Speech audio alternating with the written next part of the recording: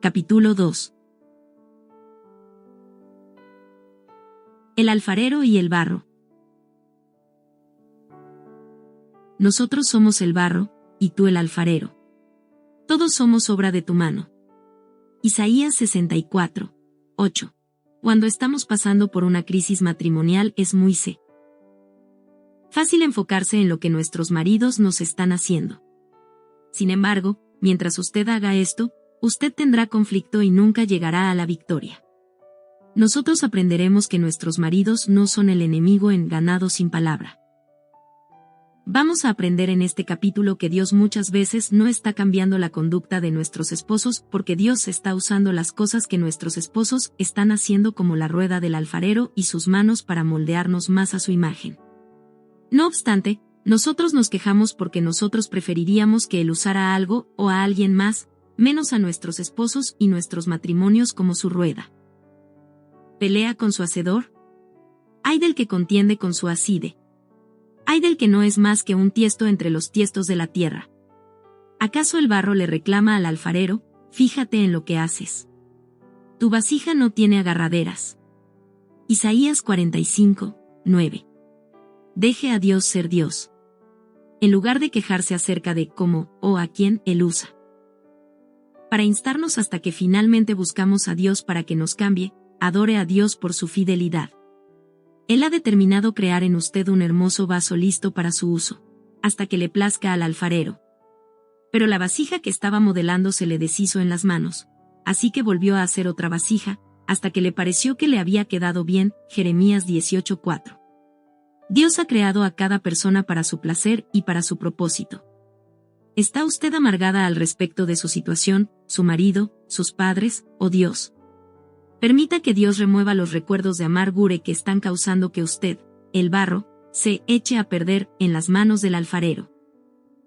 Pero usted no entiende. Muchas mujeres me dicen conforme intento consolarlas o animarlas que yo, simplemente no entiendo.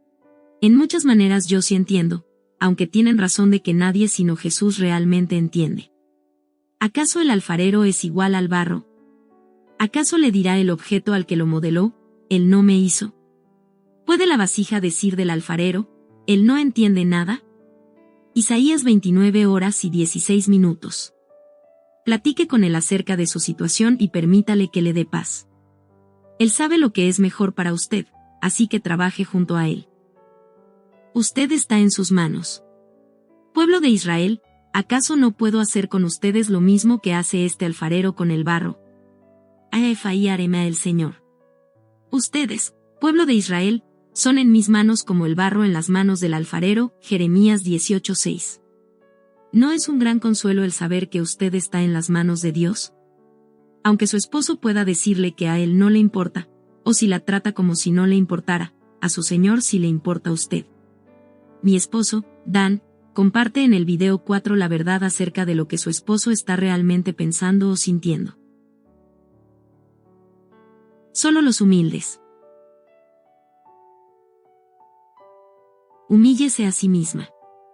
Si mi pueblo, que lleva mi nombre, se humilla. 2 Crónicas 7:14. Gente altiva y con deseos de satisfacer su voluntad propia no entienden la palabra sin el Espíritu.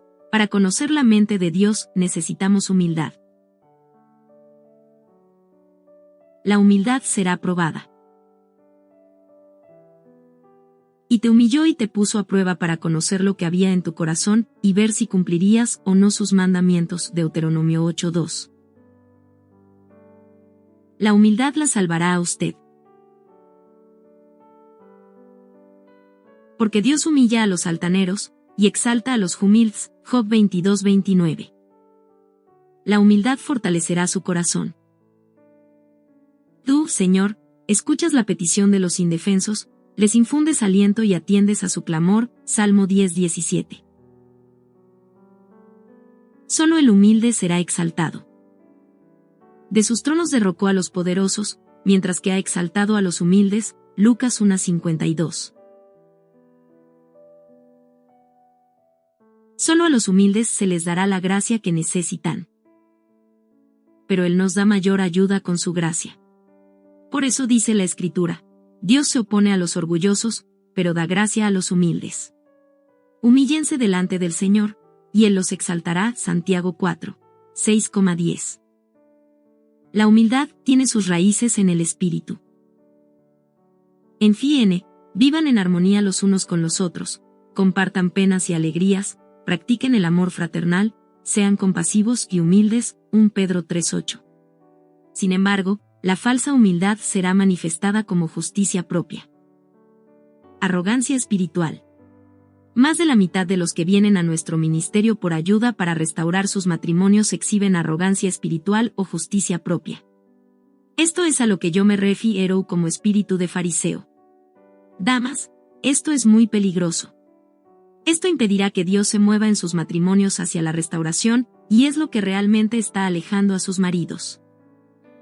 Dios me mostró, en su palabra, que Jesús era áspero, crítico y se oponía a solamente un grupo de individuos, los fariseos. Y yo era uno de ellos. Hay tantas mujeres cristianas que fingen ser espirituales en el exterior, pero son inmundas en el interior. Hay tantas mujeres que miran los pecados de sus maridos, pero se olvidan de mirar la viga en sus propios ojos. Damas, esa era yo. Yo veía a mi esposo, y su pecado de adulterio. Sin embargo, nadie podía ver mi contención, mi engaño, o mi arrogancia espiritual. Otros me veían, y yo me veía a mí misma, como la pobre víctima, quien había sido abandonada y a quien habían engañado. Pero yo, en mi justicia propia, estaba dispuesta a perdonar. Yo era quien estaba desesperadamente tratando de sostener unida a mi destruida familia. Yo era la que estaba esperando, con los brazos abiertos, para perdonar a mi esposo, el pecador, cuando él recobrara el sentido, arrepintiéndose y regresando a la casa desde el campo lejano donde estaba. Escriba, farisea, sepulcro blanqueado. Si usted se puede identificar con esta manera de pensar pecadora y orgullosa, yo fuertemente le quiero instar a que incline su cabeza delante de Dios y le pida que le limpie de toda esta actitud que no solamente inhibirá la restauración, sino que además le pondrá a usted en oposición a una relación con Dios íntima y sincera. Camine en el Espíritu. Camine en el Espíritu. El ser llena del Espíritu Santo le permitirá a usted caminar en el Espíritu, no en el pecado o en los deseos de la carne. Pida a Dios que la llene con su Espíritu Santo, ahora mismo. Infundiré mi espíritu en ustedes, y haré que sigan mis preceptos y obedezcan mis leyes. Ezequiel 36:27. Camine por el Espíritu. Así que les digo, vivan por Espíritu. Y no seguirán los deseos de la naturaleza pecaminos. Gálatas 5:16. Ore.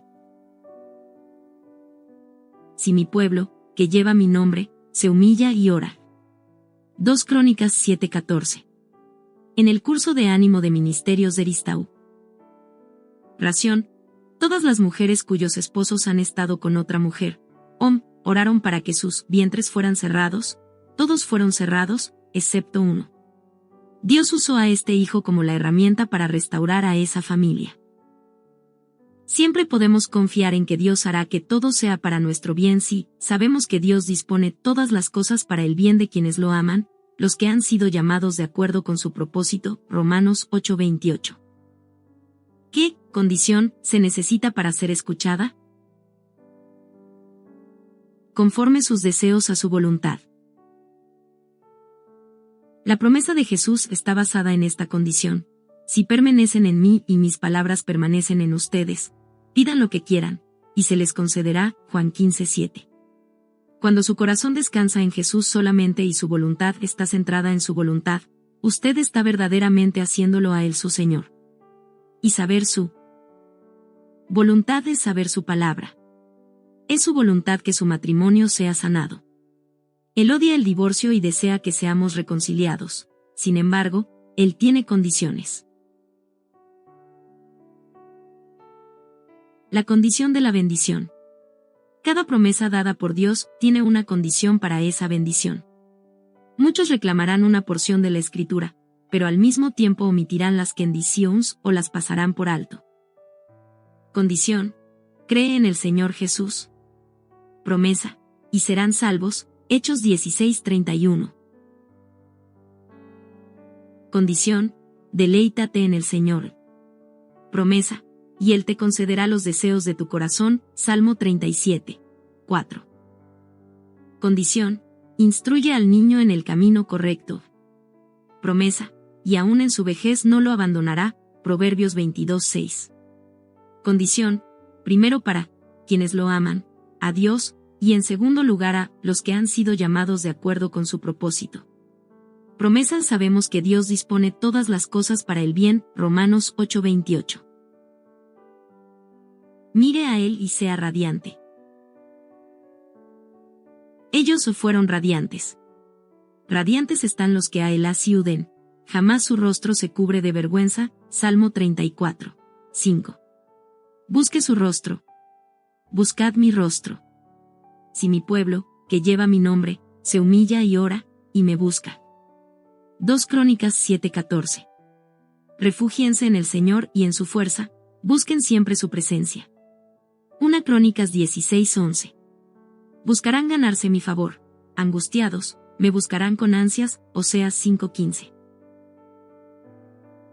Abandone su mala conducta. Abandone su mala conducta.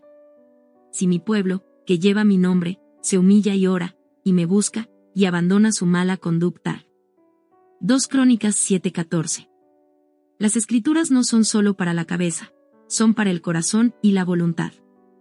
Para tener el impacto real de la escritura, debemos rendir nuestras vidas y nuestras voluntades a la dirección del Espíritu. Debemos estar dispuestos a ser hechos de nuevo. Debemos rendirnos a Él. ¿A quién oye el Señor? Los ojos del Señor están sobre los justos, y sus oídos, atentos a sus oraciones. Salmo 34 horas y 15 minutos. Los justos claman, y el Señor los oye, los libra de todas sus angustias. Salmo 34 horas y 17 minutos. ¿A quiénes no contesta? Cuando usted está en pecado, Él no contestará, ni aun cuando clame y llore ante Dios. Ya le pedirán auxilio al Señor, pero Él no les responderá, esconderá de ellos su rostro, porque hicieron lo malo. Miqueas 3:4. Todos hemos pecado. Todos hemos pecado y sido hallados faltos delante de la gloria de Dios, pero Dios envió a su Hijo. Cuando Dios resucitó a su siervo, lo envió primero a ustedes para darles la bendición de que cada uno se convierta de sus maldades. Hechos 3:26. Obedecer es mejor que sacrificar. ¿Qué le agrada más al Señor? ¿Que se le ofrezcan holocaustos y sacrificios, o que se obedezca lo que Él dice? 1 Samuel 15:22. Sabe que es lo correcto por hacer, pero no lo hace. Obedezca. Así que comete pecado todo el que sabe hacer el bien, y no lo hace. Santiago 4:17. Comience a orar el Salmo 51, 2:4. Lávame de toda mi maldad y límpiame de mi pecado. Yo reconozco mis transgresiones, siempre tengo presente mi pecado. Contra ti he pecado, solo contra ti, y he hecho lo que es malo ante tus ojos, por eso, tu sentencia es justa, y tu juicio, irreprochable. Sus lágrimas son preciosas para Él. ¿Ante quién lloramos? Los hombres parecen odiar nuestras lágrimas. ¿Es acaso porque ellos no saben qué hacer cuando una mujer llora, o porque las mujeres han usado las lágrimas para manipularlos, tanto para que ellos se alejen? El hecho de que Dios es un Dios celoso y que aquellas lágrimas le pertenecen a Él puede ser la razón que explica la indiferencia de nuestros esposos, a veces, hacia nuestras lágrimas. Llamarás, y el Señor responderá, pedirás ayuda, y Él dirá, aquí estoy. Isaías 58:9. No dejes de clamar al Señor por nosotros. 1 Samuel 7:8. Esta victoria puede tomar más tiempo para ser manifestada en la carne. Esperamos las cosas que no se ven. Esto necesitará nuestra fe en Dios. Llore delante de Él solamente, no delante de su esposo. Solo Dios tiene el poder de cambiar su situación. Mis lágrimas. Cansado estoy de sollozar. Toda la noche inundo de lágrimas mi cama, mi lecho empapo con mi llanto. Salmo 6:6. Mis lágrimas son mi pan de día y de noche. Salmo 42:3. Toma en cuenta mis lamentos, registra mi llanto en tu libro. ¿Acaso no lo tienes anotado? Salmo 56:8. El que con lágrimas siembra, con regocijo cosecha. Salmo 126:5. Ahora viene Efa y Arema el Señor, vuélvanse a mí de todo corazón, con ayuno, llantos y lamentos. Joel 2:12. Para encontrar un más grandioso caminar e intimidad con el Señor, visite nuestra página de internet temprano en la mañana para leer nuestro devocional diario que está escrito especialmente para aquellas en crisis matrimonial. Moje sus pies. María Magdalena fue elogiada por Jesús por sus lágrimas. Llorando, se arrojó a los pies de Jesús, de manera que se los bañaba en lágrimas. Luego se los secó con los cabellos, también se los besaba y se los ungía con el perfume. Ella me ha bañado los pies en lágrimas y me los ha secado con sus cabellos. Lucas 7:38,44. Lágrimas, clamor y gemidos. Usted debe encontrar y escribir las escrituras que le ayudarán a entender la sentida sinceridad necesaria cuando clamamos a Dios, especialmente por la salvación de nuestros esposos o por un matrimonio en problemas o destrozado. Conforme usted las lea, marque aquellas que mueven su corazón y memorícelas durante el tiempo de oración, de rodillas, delante del Señor. Debemos orar, clamar a Dios. Compromiso personal, permitir a Dios que me cambie.